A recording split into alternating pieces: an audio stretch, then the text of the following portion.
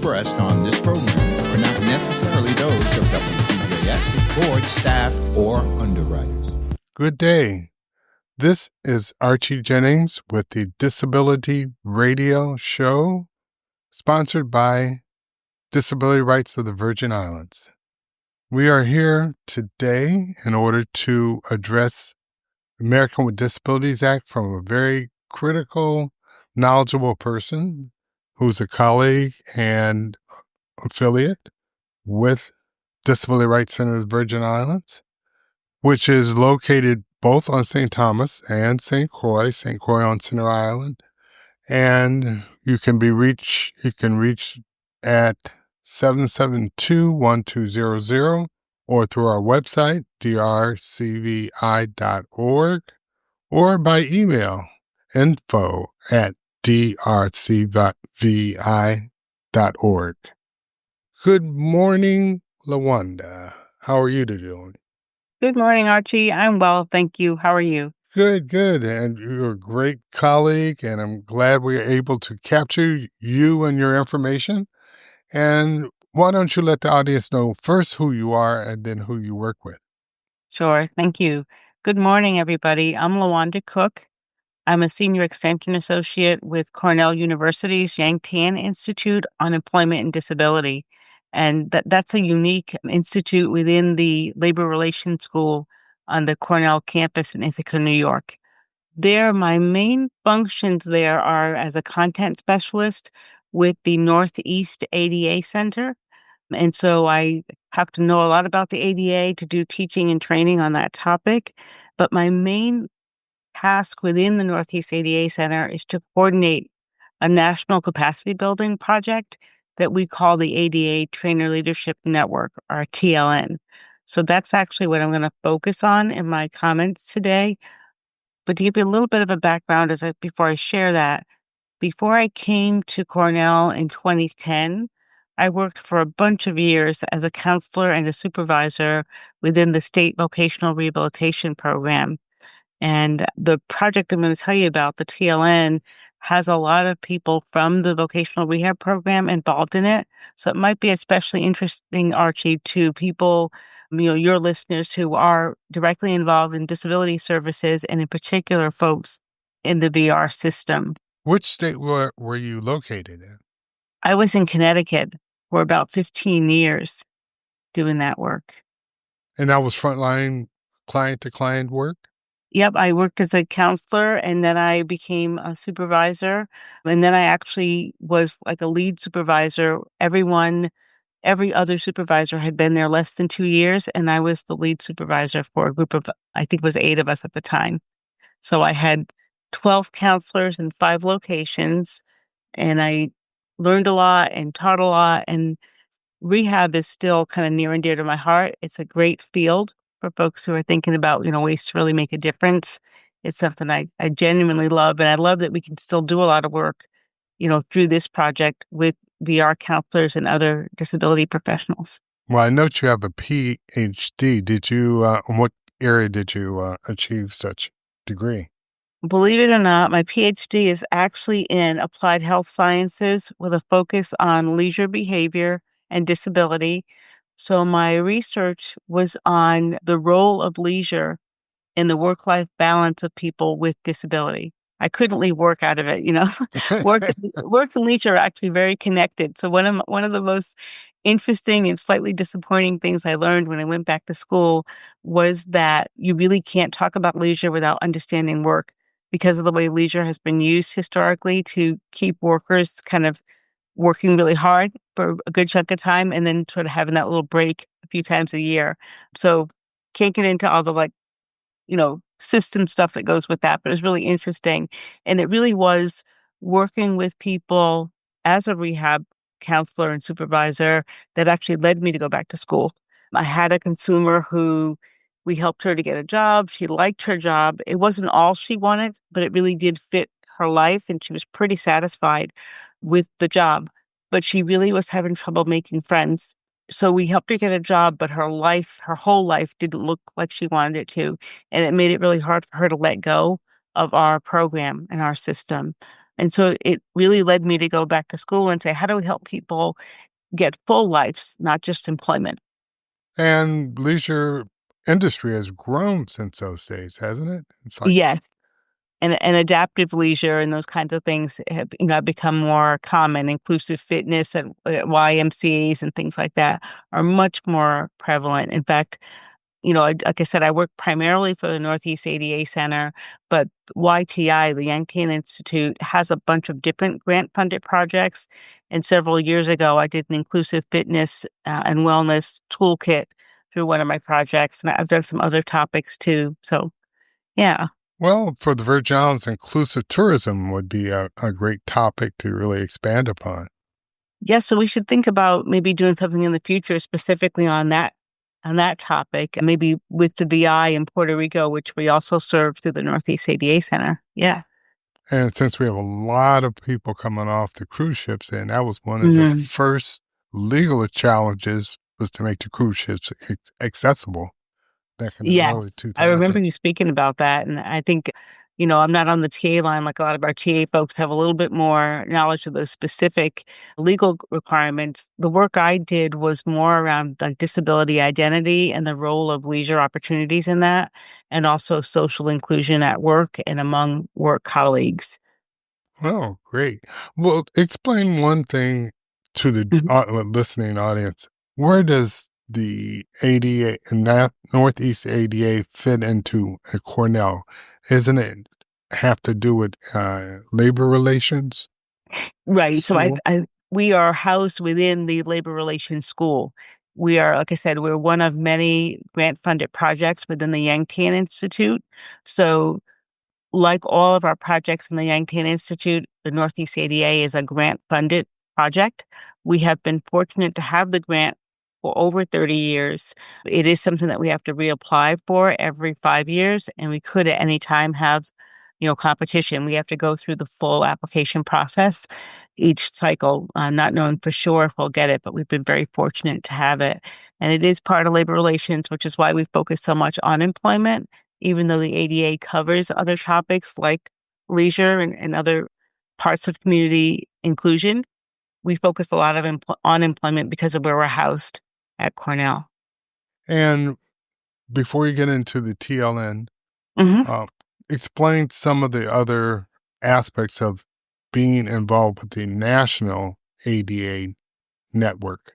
Yes, so the Northeast ADA Center is one of 10 ADA centers across the country. So they're broken up by federal regions, and our region is Region 2. So we serve New York, New Jersey, Puerto Rico, and the U.S. Virgin Islands. And we do all kinds of training and technical assistance, which, I know, Archie, you're directly involved in some of that. And we do research related to the ADA. So these 10 centers make up what's called the ADA National Network, but we all have a obligation. Our reason for existing is to provide training, assistance in helping people understand how the ADA might apply in particular situations, and that's called technical assistance or TA. And then, as I say, we do research related to the ADA. But the whole point of that is these centers are actually mandated within the ADA as a resource to help people understand understand the law. Excuse me. And quite frankly, you have a toll-free number that We do. Yeah. individuals could call and get more information. You want to give at least that aspect of it information Sure. to the public Yep. now? It's our toll-free number is 1-800-949-4232. And if you call, somebody will answer that call and talk through whatever your ADA related issue or question is. We don't provide legal advice, but we understand the law. We try to stay on top of, the latest interpretation of the ADA, and we can provide general guidance on that and also direct people to other resources that might be helpful given their particular question or concern. And with the TA, also given a disclaimer, you don't do any enforcement of the ADA, but you No, can. we're a purely educational resource, right? So I like to tell people we're not the ADA police, right? People can Yes. freely call us. They can call us and they can call us and it's a confidential call, meaning we're not sharing that with any other entity. We're not talking to the Department of Justice or Department of, what am I trying to think of? Department, EOC or EOC, or the right. employment or Department of Justice. So our only goal is to help people understand the law and how it may apply in different situations that they're in, and also to help people think through how can they then implement the law in workplaces and communities. I always say so they can make an informed decision about their facts and circumstances. Absolutely, right? Yeah. Because we can't mandate, right? Because we don't have that legal authority, but we can give them information so they can make a choice about coming in line, hopefully, with the law if they're not currently. Yeah. And you want to go into your TLN program? Sure. Yes, happy to. So we've talked a little bit about, the different kinds of things that the Northeast ADA Center is involved in. And so I thought today I would focus on this ADA Trainer Leadership Network, or TLN program. This program is something we actually started in 2007, which was a few years before I came to Cornell. It is now a project where 9 out of those 10 federal regions I mentioned, 9 out of the 10 regions are now involved in this project. And the reason we got started with it is that even though the ADA was passed 35 years ago, right, passed in July 1990, there's still a real need for training and for people to have help in understanding how to implement the law, how to interpret the law. One of the things I want to be really clear about for folks who may be less familiar with the ADA is that it's not a place. The ADA is not a physical location. It's also not a source of funding. It is a civil rights law, right? So our role is to help people understand that law and be able to implement it. And with this particular project, with the TLN, our goal is to help make sure it's implemented at local communities, within local communities, because I mentioned that we serve New York, New Jersey, Puerto Rico, and the U.S. Virgin Islands, right? That's a lot of geography. That's a large area to cover.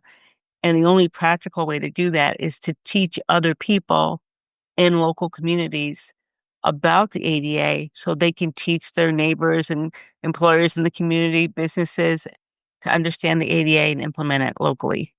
So that's kind of what the TLM was created to help do. And the folks that are in the program, I mentioned that we have disability professionals like VR counselors. It is a network of disability professionals, some self-advocates, and others who have some knowledge of the Americans with Disabilities Act.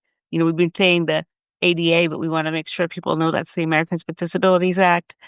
And so folks who have some knowledge about that and some connection to disability issues, who are also willing to share information with groups or one-on-one. And this is important because the TLN is not ADA training. We don't teach people the ADA when we help them become members of our TLN. We teach them how to use a curriculum that we developed to do trainings about the ADA, to teach people in their communities about the law. So when they're learning from us in our workshop that we do to have them come into the TLN as members, we're not explaining all the details of ADA. We're teaching them how to use this curriculum to help other people know about the ADA. So having some prior knowledge of the ADA is really useful. And then also, as I say, being willing to share information, because the whole idea is that it's building capacity locally for folks to understand their rights and responsibilities under the law. Now, within this curriculum, we actually have 57 modules, and they cover like 7 broad topic areas. We cover ADA overview, which talks about the ADA and also the ADA Amendments Act.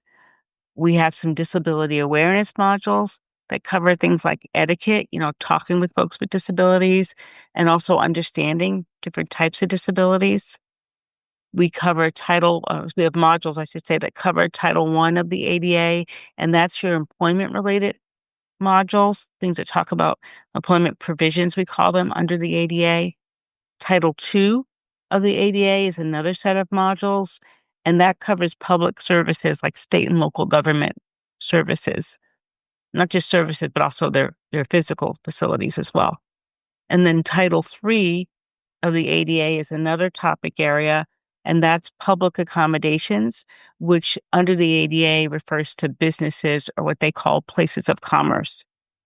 Other areas that are covered in the curriculum are customer service, things like service animals being allowed anywhere humans are allowed, right, in different facilities, and then also accessible technology. And of course, there's going to be some changes to accessible technology under Title II in 2026. We know that there are some new regulations around that, and we'll be getting some new content in our curriculum about those changes. So that's kind of a very broad overview. And what happens is that when people become members of the TLN, they go through a workshop that we call the Train the Trainer workshop. Once they've done that, they then have access to this curriculum. They have access to 57 modules covering these 7 broad topic areas. And they would select what modules they'll use depending on the kinds of audience they're talking to and what those participants, why they were asked to come and do the training. Why did that community group want them to do a training? Why did that business ask for a training? So they're trying to figure out how do they answer the questions or concerns of their audience, and they select modules that will help them do that. They select content from the curriculum that will help them do that. So our next Train the Trainer workshop, which we only offer once a year online, is scheduled for October 2025. And I should say also, Archie, it is a free training. We just ask that people actually use the curriculum to help other people understand their rights under the ADA and implement the law locally. Typically, how long does the training last? Okay, so the online training, we've been working hard to design it and kind of tweak it. We've offered it for several years since before COVID. What we have done is made it a month-long commitment, but it's like 4 Fridays or 4 days out of the month. They're doing live sessions, and each live session is 2 hours each. So there's 8 hours of live training spread out over 4 different days. And there's additional training that each training participant does on their own, asynchronous. And there's 3 short sessions that they do asynchronously. And part of that is just to make sure that they're understanding like key ideas. We're doing things like, as I said, we're not really teaching the ADA, but we're teaching a little bit about how to handle challenging questions or maybe difficult questions. We're teaching about resources they can direct their participants to when they're doing a training if a question comes up and they don't know how to respond. We're also teaching them things like, what you and I try to emphasize, Archie, that we're not providing legal advice, right? So being able to help people understand that we're not the ADA police and we're not providing legal advice, but what their role really is as an educator. And actually, for many times, mediator. Could you basically training people to how to be change agents? We are teaching people to be change agents, and I could tell you a little bit about that. I have a couple stories I could share with you that we really want them to get involved in their communities first as a trainer to be like a resource to teach, right? But then as they develop relationships and become trusted resources around ADA information, our hope is that they get involved in other ways in the community. And so one of the things that we did this year to kind of understand how well the program is working is we did a research project where we used a process called ripple effect mapping. And with ripple effect mapping, or REM, it's a kind of a storytelling process that's used where people use active listening, and then we do like a visual mapping of the stories that are told, and we look for all of the ways that whatever somebody did, in this case, whatever training they did for a group, how did that then sort of ripple out? What were the other effects that came from just learning about the ADA?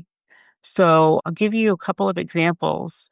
One of them I knew about before this year's research project. One of them I was thinking about the VI in particular, the USVI, and years ago when we were there and we did a TLN Train the Trainer workshop, we had someone that I followed up with, a few months later, and I said, "What have you been doing with the training?" She said, "Oh, nothing really. I just did a training for my coworkers." I said, "Well, tell me a little bit about that."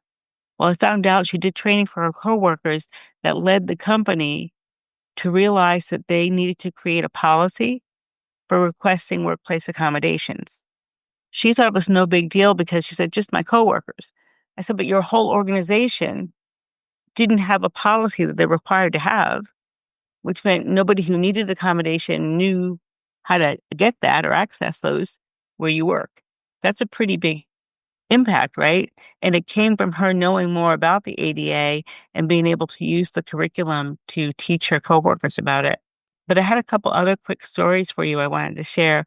One involved a rehab counselor who did a training, and then she kind of built up trust with some different people in the community who were part of the training. And a county ADA coordinator asked her if they could do something more sustainable, something they could keep doing. From that, and this actually happened again, this particular thing started during COVID, but from that invitation to do something more sustainable, they created a job fair called the Diverse Abilities Job Fair in 2021. That job fair now happens in 2 different counties. It's an annual event with more than 350 job seekers that come every year. That's up from 175 in 2021. There are over 60 businesses represented, which is up from the original 19 businesses that attended before. And over 1,000 people in just one of the 2 counties have had a chance to be interviewed one-on-one for employment. And this all started from just using the curriculum to teach about the ADA, teach a community group about the ADA, and somebody heard it and said, we should do more that's more sustainable. So that's a kind of a cool impact from that. We Yeah. even had somebody, I'm sorry, go ahead. No, I was going to say even COVID-19 created a flood of questions because, of course, reasonable accommodations being one of the remedies Yes. for Yes. asking, and tons of people asking about remote work became an issue under COVID-19. Yeah, that's another project actually that the ADA Center is doing that I'm involved in is we're doing a research project on flexible work options and how that's all changed since COVID, and in particular, the use of flex options for folks with disabilities. And we're just looking at some of that data, and we're actually still collecting some data. So I can't say too much about the findings just yet, but that definitely changed the landscape a lot. And in fact, one of our TLN members had talked about something she got pulled into during COVID. She's also a vocational counselor, but that wasn't the primary role that she played. She did some training within the school systems around the ADA, but as she got to be well known as a good resource for ADA information, somebody pulled her into a committee within her city that was looking to figure out how to help more people take advantage of outdoor dining during COVID. How to get folks who didn't want to be inside restaurants or couldn't be obviously inside of restaurants to go to the sidewalk dining that they set up. And so in that process, she was able to not only help them physically set up spaces so older folks and people with disabilities were more likely to come out and, be patrons, but she was also able to talk to the restaurant owners and the restaurant workers about rights and responsibilities under the ADA, which was really cool. So it went from, can you come to a couple meetings? We just want to think through, having community members be able to access these dining resources during COVID, to educating employers and folks who were in employment, who were doing jobs, but who had disabilities and needed accommodation and didn't even know, about those rights or about different resources. So it's a really cool project. It's pretty time intensive for the ADA Center staff that are involved in it, which is myself and Joe Zeski, my colleague Joe. It is a pretty time-intensive project, and because it is a national project now, and Northeast ADA oversees it as a national project, so we don't just do the work ourselves for our region, but we also support the other 8 regions that are involved in this. So we get together material for them. We help them run their workshops. We do professional development sessions. Lawanda, you want to give some more? We're getting close to our time. You want to give some more contact information for the Northeast Sure. ADA? Yeah. So again, I do want to emphasize, Archie, that since you're our local affiliate, you're also able to share this at any time with people. We gave the phone number, which is 1-800-949-4232. And you can also contact us at Northeast ADA at Cornell Northeast ADA at Cornell.edu. Yes, and then this show is sponsored by Disability Rights Center of the Virgin Islands. You can contact again at 340-772-1200. Offices are in St. Thomas, located Havenside, St. Croix on Centerline Road. And again, take advantage of the information. Both business owners are still, we never even talked about business toolkits, but there's a lot more information that would help individuals, be it employees and employers. And you can also go to, for reasonable accommodations, which we miss, to a website called askjan, ask.jan.com, and that can also give you a lot of resource and information on our website and the Northeast ADA website. So thank Yes. you, Lawanda. Great hearing from you. We might have to do this again in another few months, but take care. Take care, listening audience. Thank you all. Be well. The views expressed on this program are not necessarily those of WTJX, its board, staff, or underwriters.